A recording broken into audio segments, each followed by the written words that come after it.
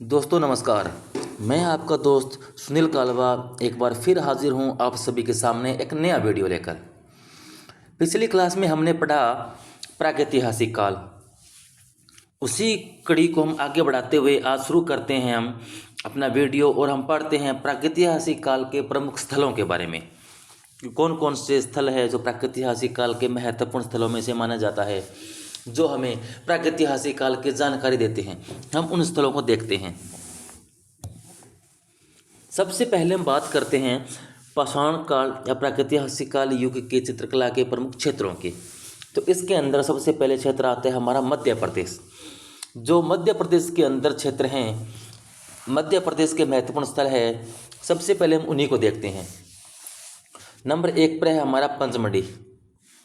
पंचमढ़ी काफ़ी इम्पोर्टेंट है और महत्वपूर्ण स्थलों में से एक है। पंचमढ़ी की खोज की जाती है 1932 ईस्वी में जी.आर. हंटर के द्वारा। खोज कब हो गई उसकी? 1932 ईस्वी में जी.आर. हंटर के द्वारा। यह जो पंचमढ़ी है भोपाल से 70 किलोमीटर दूर महादेव पर्वत श्रृंखला में स्थित है। प्रश्न आप पूछा जा सकता है कि पंचमढ़ी कौन सी पर्वत श्रृंखला में स्थित है?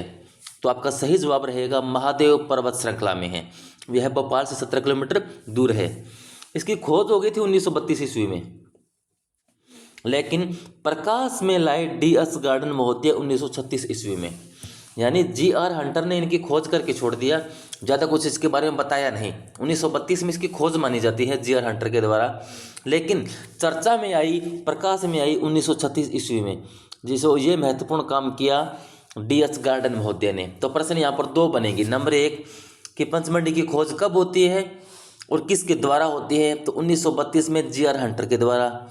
और प्रश्न दूसरा आता है ये गुफाएं प्रकाश में कब आई?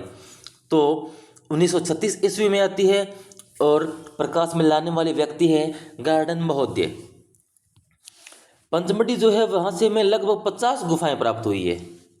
यहाँ पंचमढ़ी में हमें 50 गुफाएं मिलती हैं जिनमें चित्र हैं।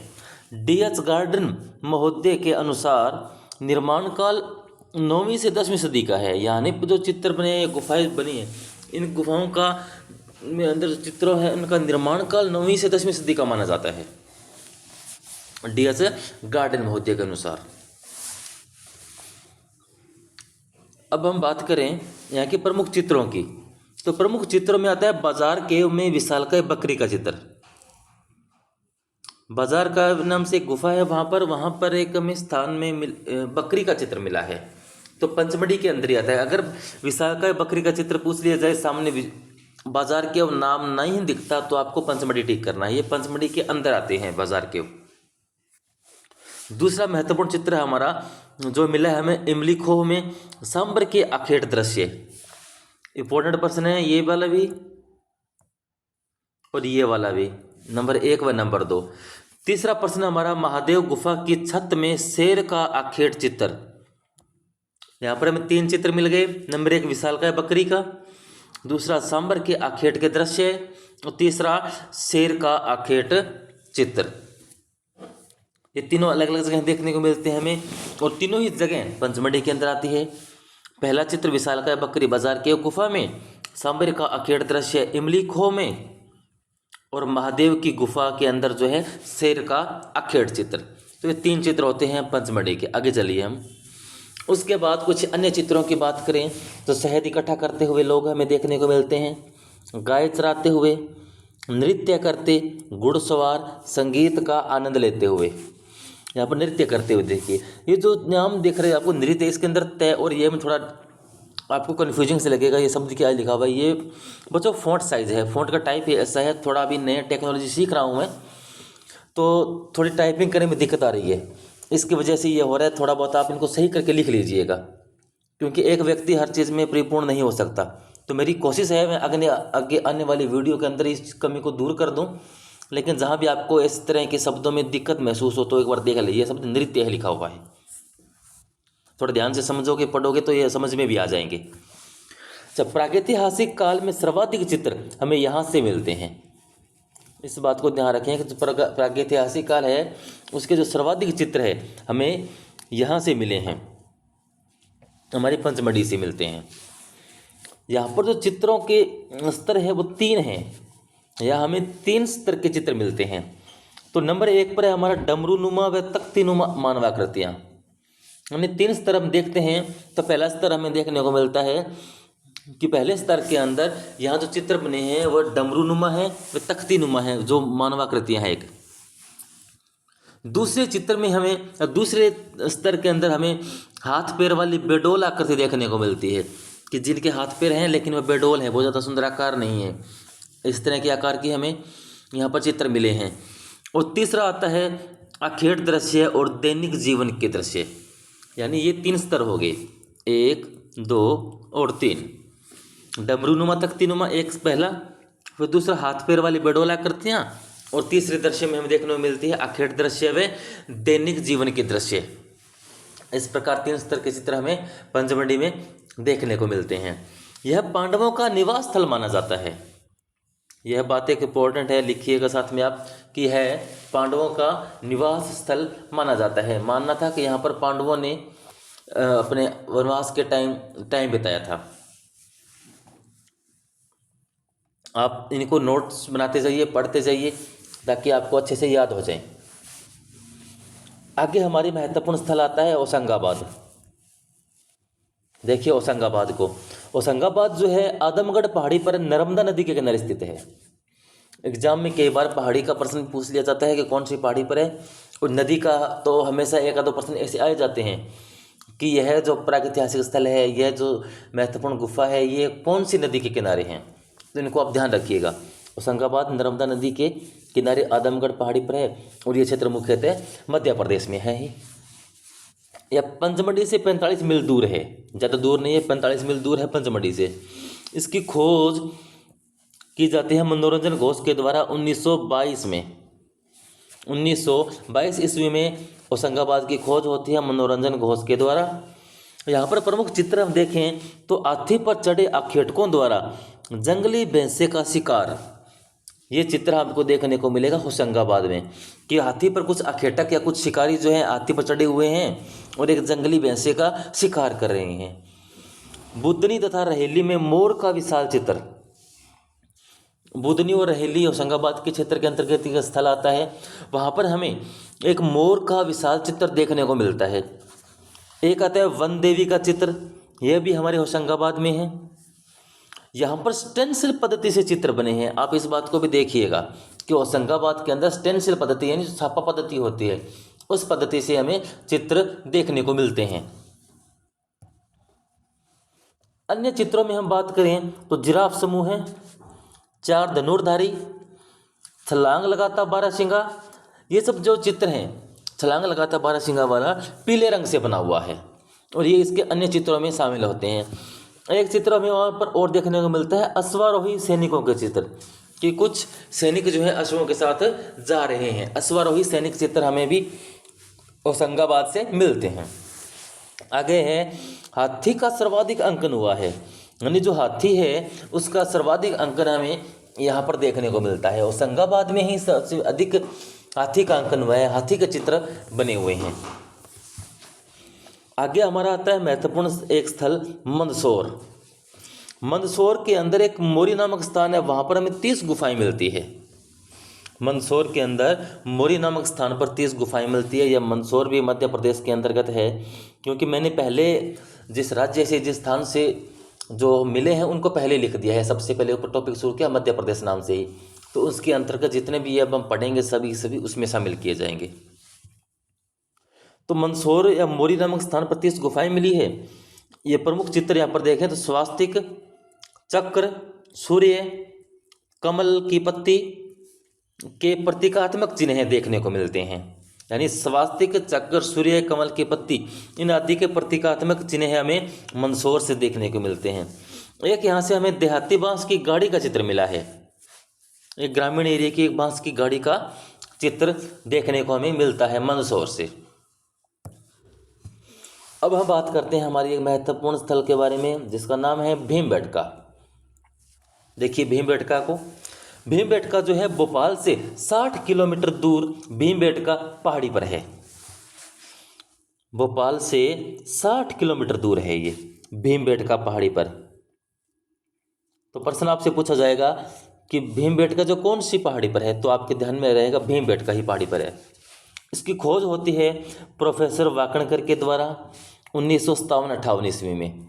जो प्रोफेसर वाकणकर है उज्जैन विश्वविद्यालय के प्रोफेसर हैं। ये प्रोफेसर वाकणकर उज्जैन विश्वविद्यालय के प्रोफेसर हैं। ये खोज करते हैं 1957-58 ईस्वी में भीमबेटका की। भीमबेटका में हमें 600 गुफाएं मिली है। गुफाएं आपको कितनी मिली है? टोटल 600। भीमबेटका में हमें 600 गुफाएं मिली है, लेकिन हमें 275 गुफाओं में ही चित्र देखने को मिलते हैं। यानी यहाँ पर गुफाएं तो 600 है, लेकिन चित्र 600 गुफाओं में नहीं है। चित्र हमें केवल 275 गुफाओं में ही देखने को मिलते हैं। यहाँ पर जो चित्रों का समय है वह 8000 ईसा पूर्व से 1500 ईसा पूर्व का माना गया है। चित्रों का समय कब माना गया है? 8000 ईसा पूर्व से 1500 ईसा पूर्व तक का समय भीमबेटका गुफाओं में माना गया है। परंतु पाषाण सामग्री का समय 30,000 ईसा पूर्व से 10,000 ईसा पूर्व है। परंतु ये जो गुफा बनी हुई है, ये जो स्थल है, यह इतना पुराना नहीं है। यह 30,000 ईसा पूर्व पुराना है। 30,000 ईसा पूर्व से लेकर 10,000 ईसा पूर्व तक का जो समय है, उस समय का यह पाषाण सामग्री यहाँ से हमें मिलती है। अब हम बात करें कि यह गुफा मध्य पाषाण काल से संबंधित है। यह गुफा मध्य पाषाण काल से संबंधित है। और बाकी हम जो जितनी गुफाएं पढ़ी थी और पढ़ रहे हैं, वो सभी गुफाएं जो है नव पाषाण काल से संबंधित है। हमने पिछली क्लास में टॉपिक पढ़ा, तब हमने प्रागैतिहासिक काल को 3 भागों में बांटा। पहला था हमारा पूर्व पाषाण काल, फिर आया था मध्य पाषाण काल, फिर आया था नव पाषाण काल। ये 3 भाग थे, लेकिन सभी की सभी जो गुफाएं हैं, अधिकतम गुफाएं हमें नव पाषाण काल में हमें मिलती है। नव पाषाण में चित्रित या नव पाषाण काल की मिलती है। लेकिन ये जो भीमबेटका है, यह हमारी मध्य पाषाण काल की मानी जाती है। तो इस बात को ध्यान रखिएगा। ये सिर्फ एक ही ऐसी गुफा है जिसको मध्य पाषाण काल के दौरान की मानते हैं। अन्य सभी गुफाएं जो है वो हमारी नव पाषाण काल की है।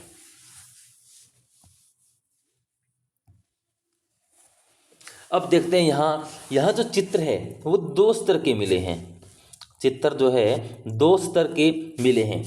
पहले में देखिए कि शिकार के हैं। पहला चित्र जो हमें देखेंगे वो शिकार के चित्र मिले, यानी अधिकतम चित्र जो शिकार के मिले हैं, यहाँ के लोग शिकार कर रहे हैं, इस तरह के हमें चित्र मिलते हैं।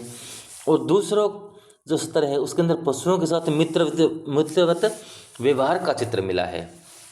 तो 2 स्तर हो गए। एक तरफ तो पशुओं को मारा जा रहा है, और दूसरे स्तर में हम देखें तो पशुओं के साथ उनके साथ दोस्ताना व्यवहार या मित्रवत व्यवहार हमें देखने को मिलता है। यानी ये उस समय लोगों ने समझ लिया कि पशु केवल मारने के काम के नहीं है, केवल इनको मारकर खाया नहीं जा सकता। हम इनको साथ मित्रवत व्यवहार करके इनके साथ रहकर हम किसी अन्य काम में भी इनका इस्तेमाल कर सकते हैं। जैसे कृषि अधिकारियों में भी इन लोगों ने पशुओं का इस्तेमाल किया है। दूध पीना जैसे काम में भी लोगों ने इस्तेमाल में लिया, जब पशुपालन में काम में लिया है। तो ये देखने को हमें यहाँ पर मिलता है कि 2 स्तर हमें यहाँ पर प्राप्त होते हैं। एक तो शिकार हो गया, दूसरा पशुओं के साथ मित्रवत व्यवहार हो गया। पशुओं को मारा भी है और पशुओं को पाला भी है। तो 2 स्तर हो गए यहाँ पर। आगे प्रमुख चित्रों में देखें तो शिकारी नृत्य, यानी कुछ शिकारी हैं जो नृत्य कर रहे हैं। पशुओं को मारा है, उनको सफलता प्राप्त हुई है और उसके बाद वो नृत्य कर रहे हैं। तो इस तरह का चित्र हमें यहाँ पर देखने को मिलता है। उसके बाद हमारा चित्र आता है हिरण का पीछा करते हुए भैंसा। एक भैंसे को दिखाया गया है जो कि हिरण का पीछा कर रहा है। यह भी एक महत्वपूर्ण चित्र है यहाँ का। उसके बाद एक महत्वपूर्ण लाइन लिखिए आप, 2023 ईस्वी में वर्ल्ड हेरिटेज साइट में घोषित, यानी भीमबेटका जो है उसको 2003 में, सॉरी 23 नहीं 2003 में वर्ल्ड हेरिटेज साइट में शामिल कर लिया गया 2003 में। तो प्रश्न आपसे पूछा जाएगा कि भीमबेटका को वर्ल्ड हेरिटेज साइट में कब शामिल किया गया? तो सही जवाब आपका हो जाएगा 2003 ईस्वी में किया गया। इसके बाद चलते हैं आगे। हमारा महत्वपूर्ण एक स्थल पहाड़गढ़। देखिए पहाड़गढ़ को। पहाड़गढ़ जो है ग्वालियर से 150 किलोमीटर दूर मुरैना स्थान पर स्थित है। ग्वालियर से 150 किलोमीटर दूर मुरैना नामक स्थान पर है। यहाँ पर ये जो गुफाएं हैं इनका समय माना जाता है 10,000 ईसा पूर्व से 100 ईसा पूर्व का समय माना गया है। यह जो स्थान है अधिकतम मधुमक्खियों के छत्तों से भरा पड़ा है, यानी ज़्यादा हमें यहाँ पर जानकारी प्राप्त नहीं की जा सकती क्योंकि कोई भी यहाँ पर जाने में ज़्यादा सफल नहीं हुआ है। यहाँ पर मधुमक्खियों के छत्ते हैं बहुत ज़्यादा, तो ये इलाका मधुमक्खियों के छत्तों से भरा पड़ा है, तो यहाँ पर बहुत ज़्यादा खोजबीन नहीं हो सकी है। तो यहाँ पर कुछ हमें चित्र देखने को मिलते हैं जिसके अंदर मानवाकृतियाँ हैं जो कि तीरों से, धनुषों से व भालों से लैस है, सजी हुई है और हाथी घोड़ों पर सवार है। यहाँ पर कुछ हमें मानवाकृतियाँ मिलती है जो कि तीरों, धनुषों व भालों से लैस हाथी घोड़ों पर सवार दिखाई गई है। इस तरह के चित्र हमें देखने को मिलते हैं। इसके बाद हमारा एक महत्वपूर्ण क्षेत्र आता है छत्तीसगढ़। इससे पहले जितने हमें सारे स्थल पड़े वो थे मध्य प्रदेश के, वो सभी स्थल मध्य प्रदेश के थे। अब हम पढ़ते हैं छत्तीसगढ़ के महत्वपूर्ण स्थलों के बारे में। सबसे महत्वपूर्ण स्थल आता है छत्तीसगढ़ के अंतर्गत सिंघनपुर। सिंघनपुर सिंघनपुर रायगढ़ रियासत मांड नदी के पूर्वी किनारे पर स्थित है। रायगढ़ रियासत मांड नदी के पूर्वी किनारे पर है। तो नदी कौन सी आ गई? मांड नदी। तो प्रश्न पूछा जाएगा सिंघनपुर कौन सी नदी के किनारे है? तो मांड नदी के पूर्वी किनारे पर है। यह छत्तीसगढ़ में स्थित है। पहले यह मध्य प्रदेश में थी, इस बात को ध्यान रखिएगा। कई बार प्रश्न पूछा जाता है या पुरानी किताब में आप पढ़ रहे हो तो उसके अंदर आपको सिंघनपुर मध्य प्रदेश में देखने को मिलेगी, लेकिन यह सिंघनपुर मध्य प्रदेश में ना होकर छत्तीसगढ़ में शामिल है। कि जब से छत्तीसगढ़ अलग राज्य बना तो यह छत्तीसगढ़ के हिस्से में आ गई। तो ये छत्तीसगढ़ के इलाके में पुरानी किताबों के अंदर अपडेट नहीं मिलता, तो आपको वहाँ भी नाम मध्य प्रदेश देखने को मिलता है। फिर आप कंफ्यूज हो जाते हैं एग्जाम के दौरान जब आपके सामने छत्तीसगढ़ और मध्य प्रदेश दोनों नाम आते हैं। तो पहले छत्तीसगढ़ में, पहले मध्य प्रदेश में थी, वर्तमान में छत्तीसगढ़ में ये गुफाएं शामिल है। यहाँ पर हमें 50 गुफाएं मिली है। टोटल गुफाओं की बात की जाए तो यहाँ पर 50 गुफाएं हैं। इनकी खोज होती है डब्ल्यू एडरसन के द्वारा 1910 ईस्वी में। डब्ल्यू एडरसन ने इनकी खोज की थी 1910 ईस्वी में। 1917 में पर्सी ब्राउन व 1931 में अमरनाथ दत्त ने इसका परिचय दिया। यानी खोज कर दी थी डब्ल्यू एडरसन ने 1910 में, लेकिन इनका बाद में परिचय दिया गया। 1917 में पर्सी ब्राउन ने दिया और 1931 में अमरनाथ दत्त ने इनका परिचय करवाया। इनके चित्रों के बारे में जानकारी हमें दी। यहाँ पर मिलने वाले चित्रों में देखें प्रमुख चित्र कौन कौन से हैं। यहाँ के प्रमुख चित्र देखिए आप। एक चित्र है जंगली भैंसा तीरों से बिंधा हुआ दम तोड़ता हुआ, या दम तोड़ रहा है। ये प्रश्न इंपॉर्टेंट है, ये चित्र इंपॉर्टेंट है। एक जंगली भैंसा तीरों से बिंधा हुआ दम तोड़ता हुआ, या दम तोड़ रहा भैंसा जो है कौन से गुफा में है? तो सिंघनपुर में आता है। दूसरा महत्वपूर्ण चित्र है कि जंगली सांड को पकड़ते हुए और बर्छी से बेधते हुए आखेटक। यानी कुछ आखेटक है जिन्होंने जंगली सांड को पकड़ रखा है और बर्छी से उनको भेद रहे हैं, उनको मार रहे हैं, उनके ऊपर हथियार चला रहे हैं अपने। तो इस तरह का एक चित्र दिखाया गया है, वह भी हमें देखने मिलता है सिंघनपुर में। तो सिंघनपुर के अंदर हमें 2 चित्र मिले हैं, ये दोनों बहुत ज़्यादा इंपॉर्टेंट है। एक तो जंगली भैंसा तीरों से बिंधा हुआ दम तोड़ रहा है, और दूसरा जंगली सांड को पकड़ते हुए और बर्छी से भेदते हुए आखेटक हमें दिखाए गए हैं। यह चित्र इस तरह इंपॉर्टेंट है यहाँ का। फिर आता है छिपकली का शिकार चित्र। यहाँ से हमें एक छिपकली का चित्र, शिकार चित्र नहीं, छिपकली का चित्र, एक हमें छिपकली का चित्र मिलता है, वो यहाँ से देखने को मिलता है। तो ये तीनों चित्र यहाँ के इंपॉर्टेंट हुए। आगे देखिए कुछ अन्य चित्रों की अगर हम बात करें तो यहाँ पर हमें घोड़ा, बारहसिंगा, हाथी, खरगोश, हिरण, यहाँ ये सब क्षेपांकन पद्धति में बने हुए हैं। क्षेपांकन पद्धति यानी छापा पद्धति में ये चित्र बने हुए हैं। गुफा के द्वार पर असंख्य कंगारू चित्रित है।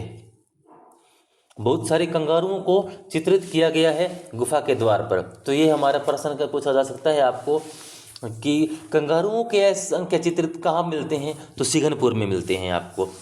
यहाँ चित्र गेरू रंग से बने हैं। यहाँ पर जो चित्र हैं वो सभी किस रंग से बने हुए हैं, गेरू रंग से बने हुए हैं।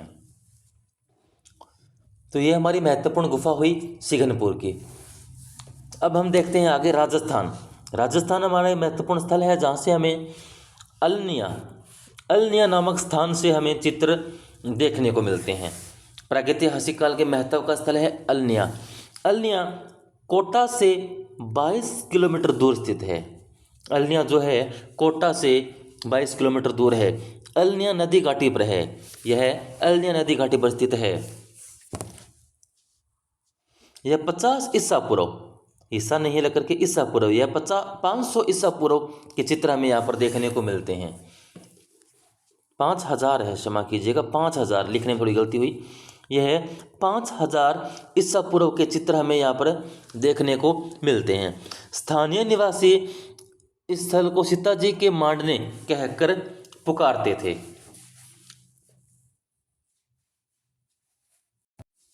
तो देखिए कि यहाँ के जो निवासी है वो इस स्थल को सीताजी के मांडने कहकर बुलाते हैं, कहकर पुकारते हैं। थोड़ा यहाँ पर लिखने में गलती हुई, थोड़ा ध्यान दीजिएगा आप कि ये जो निवासी है सीताजी के मांडने कहते थे। उस समय इसका 5000 ईसा पूर्व है। 5000 ईसा पूर्व यहाँ पर लिख देते हम अलग से, 5000 ईसा पूर्व का समय है ये, 5000 ईसा पूर्व। तो इस तरह हमारा ये महत्वपूर्ण स्थल राजस्थान भी हमारा कंप्लीट हुआ। तो दोस्तों आज थी हमारी ये क्लास जिसके अंदर हमने महत्वपूर्ण स्थलों को जाना। जो क्लास बची है जिसके अंदर हमारे पास दक्षिणी भारत के और उत्तर प्रदेश के जो महत्वपूर्ण स्थल रह गए जैसे मिर्ज़ापुर आदि है, उनको हम अगली क्लास में लेकर आएंगे। अगर आपको मेरा कंटेंट पसंद आ रहा है तो प्लीज़ अपने दोस्तों को शेयर कीजिएगा, मेरे चैनल को लाइक कीजिए, सब्सक्राइब कीजिए। और जहाँ कहीं लिखने में टाइपिंग की गलती थोड़ी महसूस होती है तो उनको मुझे भी बताइएगा, आप भी थोड़ा अपने सुधार करके लिख लीजिएगा, क्योंकि थोड़ा मैंने अभी नया काम शुरू किया है तो गलती रहने की संभावना हो जाती है। तो इसी के साथ मैं आपसे विदा लेता हूँ। नई क्लास में फिर मिलते हैं। धन्यवाद। पढ़ते रहिए, मस्त रहिए।